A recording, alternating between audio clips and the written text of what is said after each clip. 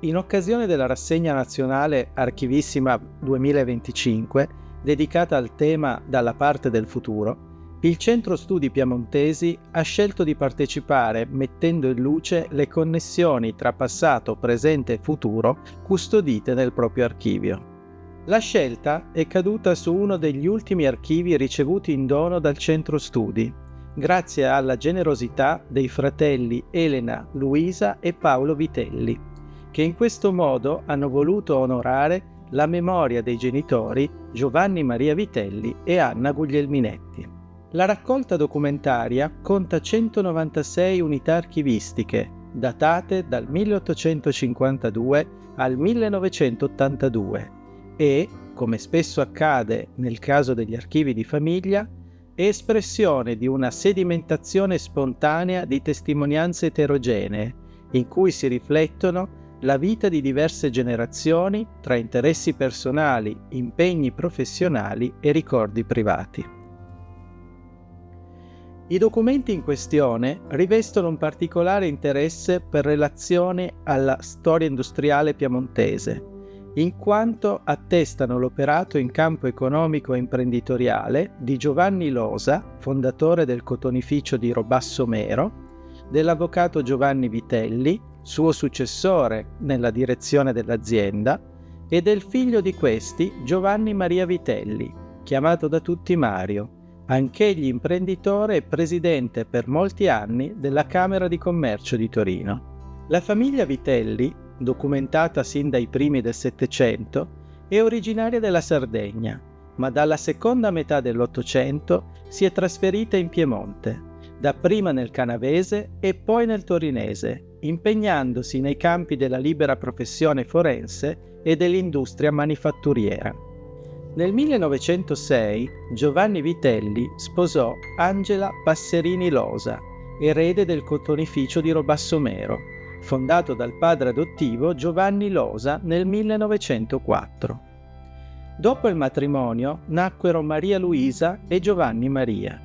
Nei decenni a seguire Giovanni Vitelli fu uno degli amministratori dell'opificio e come avvocato fu chiamato nel 1931 a ricoprire il ruolo di mandatario generale e liquidatore del patrimonio del finanziere Riccardo Gualino, investito l'anno precedente dal terribile crack finanziario che ne determinò la vendita di gran parte delle partecipazioni azionarie. A tale riguardo, tra le carte del fondo Vitelli Losa si conserva il rapporto sul patrimonio mobiliare e immobiliare dell'avvocato Riccardo Gualino, redatto dall'avvocato Vitelli. Il documento, tra le altre cose, descrive in modo puntuale la straordinaria collezione di opere d'arte del finanziere torinese, oggi conservata nella Galleria Sabauda di Torino. L'impegno professionale e l'esempio di dedizione al lavoro espressi da Giovanni Vitelli furono certamente di esempio per il figlio Giovanni Maria, destinato a prendere le redini degli affari di famiglia sin da giovanissimo. Dopo la maturità classica, conseguita al Liceo Massimo d'Azeglio di Torino a pieni voti, Giovanni si iscrisse all'università, laureandosi dapprima in giurisprudenza e poi in scienze politiche e amministrative.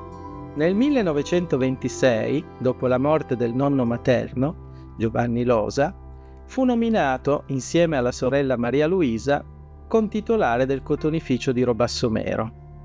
Per prepararsi al meglio ai nuovi incarichi che lo attendevano, Giovanni intraprese un periodo di apprendistato all'estero, perfezionando la conoscenza delle lingue e approfondendo le proprie competenze in campo industriale. E così lavorò 6 mesi in una fabbrica tessile del sud della Germania e altri 6 mesi in una cartiera di Amburgo, per studiarne le tecniche commerciali.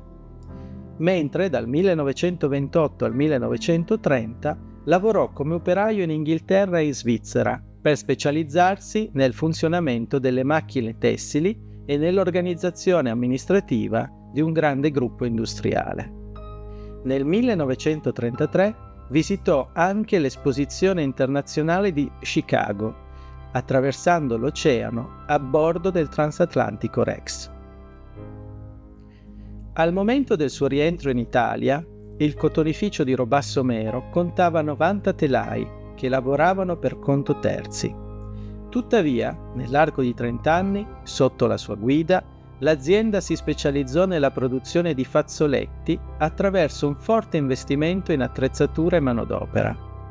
I telai passarono da 90 a 650, attivi su 2 turni, e furono affiancati da 200 macchine da cucire, mentre il numero degli operai passò da 100 a 600 unità, con la creazione di nuovi reparti per la preparazione, tintura e confezione dei lavorati. Tutto ciò fece della manifattura canavesana la prima in Italia per la varietà di fazzoletti prodotti e tra le prime per la quantità di pezzi immessi sul mercato. In breve, le capacità imprenditoriali dimostrate nella gestione dell'azienda di famiglia portarono il dottor Vitelli ad altri prestigiosi incarichi in campo industriale. In particolare nel 1955 fu nominato consigliere della Venchi Unica, società specializzata nella produzione di dolciumi, diventandone il presidente l'anno dopo. In seguito, superando diverse difficoltà, rilanciò l'azienda, imprimendo un netto aumento delle produzioni, delle vendite e degli impiegati. All'inizio degli anni 60, invece, strinse accordi con il gruppo tedesco Prinz Brau per la creazione di 3 birrifici in Italia, con i quali riuscì a raggiungere la quota dell'8% del mercato nazionale della produzione di birra. I successi imprenditoriali del dottor Vitelli lo portarono a ricoprire incarichi di primo piano in diverse associazioni di settore, nonché a ottenere la presidenza della Camera di Commercio di Torino dal 1957 al 1974. La dedizione e la serietà dimostrate nel lavoro, confortate dai risultati raggiunti, valsero a Giovanni Vitelli diversi riconoscimenti istituzionali in Italia e all'estero, di cui il più prestigioso fu il titolo conferitogli il 7 agosto 1970 dal Presidente della Repubblica Giuseppe Saraga.